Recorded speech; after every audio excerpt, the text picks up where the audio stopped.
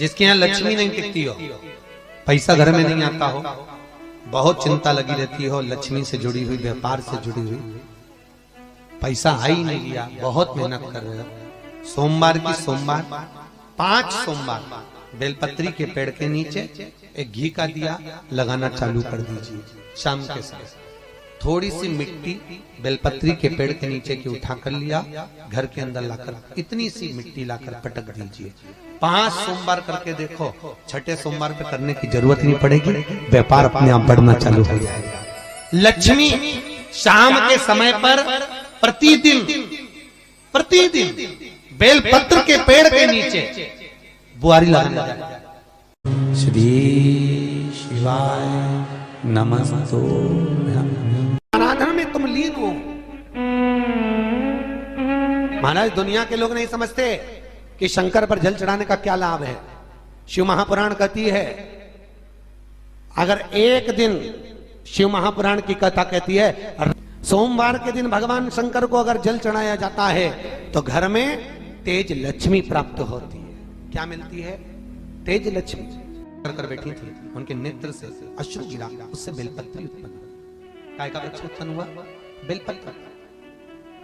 पूरी दुनिया में केवल एक बेलपत्र का वृक्ष कैसा होता है जिस वृक्ष के नीचे माता लक्ष्मी शाम के समय पर बुआरी लगाने के लिए जाती है, झाड़ू लगाने के लिए। बेलपत्री के पेड़ पर बेलपत्र का वृक्ष, जिसके यहाँ लक्ष्मी नहीं टिकती हो, पैसा घर में नहीं आता हो, बहुत चिंता लगी रहती हो, लक्ष्मी से जुड़ी हुई, व्यापार से जुड़ी हुई, पैसा आ ही नहीं लिया, बहुत मेहनत कर रहे हो।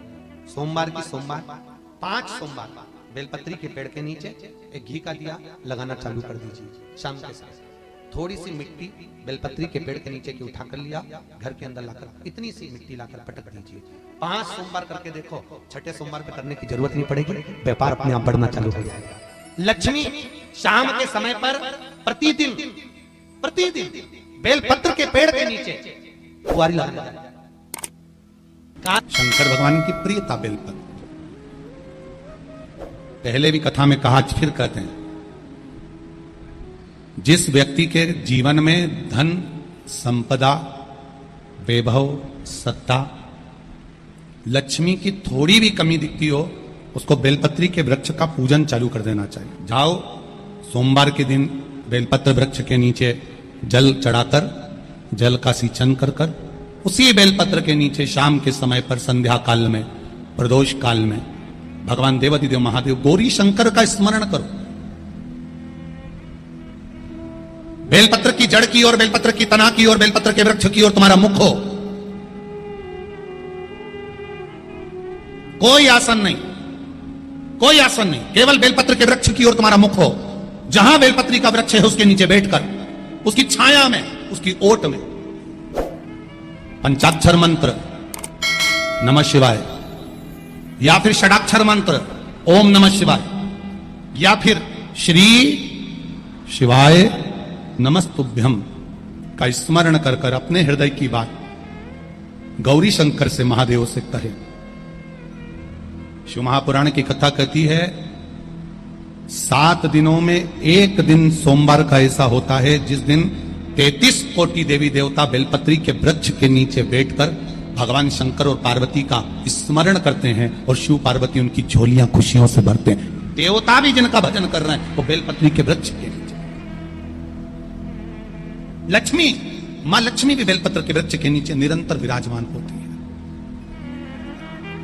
और आप लोगों से एक निवेदन और करना चाहेंगे, ये मनुष्य का शरीर जब तक रहे, ये मानव की देह जब तक रहे, जिंदगी में एक बेलपत्री का वृक्ष अपने रहते रहते कहीं पर भी लगाना, उसको बड़ा करना, उसको बड़ा कर कर जैसे अपने बच्चे को बड़ा करते हो ऐसे लगाकर बड़ा कर कर महादेव से कहना कि मैंने अपनी जिंदगी में, मैं मर भी जाऊं, मेरे प्राण छूट भी जाएं, मेरे जाने के बाद मेरे घर के लोग 1 लोटा जल चढ़ाएं ना चढ़ाएं, बेलपत्री चढ़ाएं ना चढ़ाएं, पर ये वृक्ष मैंने बेलपत्री का लगा दिया, अगर मैं मर भी गई तो मेरे मरने के बाद भी मेरे हाथ की बेलपत्र महादेव को चढ़ती रहेगी, महादेव को प्राप्त होती रहेगी। लगाओ, एक बेलपत्री के पौधे को छोटे से बड़ा करो, बड़े से बड़ा करो, बड़े से बड़ा करो, और बड़ा करने के बाद उसको कहीं तुम्हारी मर्जी पड़े जहां उस बेलपत्री के वृक्ष को लगाओ।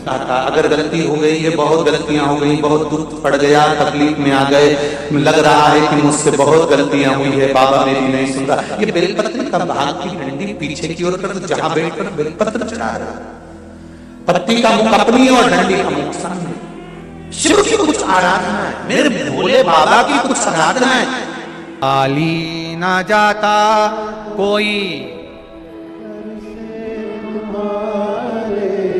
खाली ना जाता कोई, दर से तुम्हारे मैं भी खड़ी हूं। शिव के मंदिर के उस दीवार पर लिखा हुआ है 71 पीढ़ी तर जाती है मात्र एक शिव महापुराण की कथा श्रवण करने वाले, करवाने वाले की 71 पीढ़ी।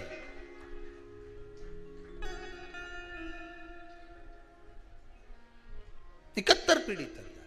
अब 71 पीढ़ी में ना जाने कितने कुंवारी अवस्था में गए होंगे, कोई जरूरी किसका याद, कौन एक्सीडेंट में, कौन अधोगति में चला गया होगा, किसको।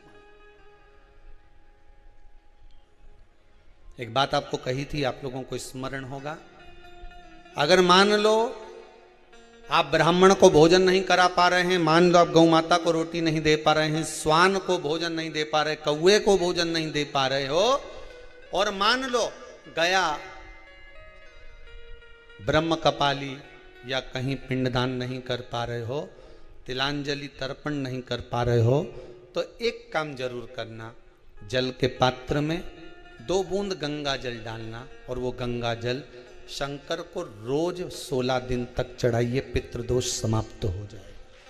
श्री शिवाय नमस्तुभ्यम। दर्शकों, हर हर महादेव। स्वागत है आपका अपने YouTube चैनल त्रिनेत्र के उपाय में। इस वीडियो में आपको पूजनी पंडित जी बहुत ही सरल और सुंदर सा उपाय बताए हैं। सोमवार के दिन का बड़ा विशेष महत्व होता है। सोमवार के दिन जो भी व्यक्ति भगवान शंकर जी के मंदिर में प्रदोष काल में घी का दीप लगाते हैं, उनके घर में कभी संपदा की कमी नहीं होती है। बेलपत्री के वृक्ष के नीचे सोमवार के दिन प्रदोष काल में आप एक घी का दीप अपने घर से लेकर जाएं और दीप को प्रज्वलित करें।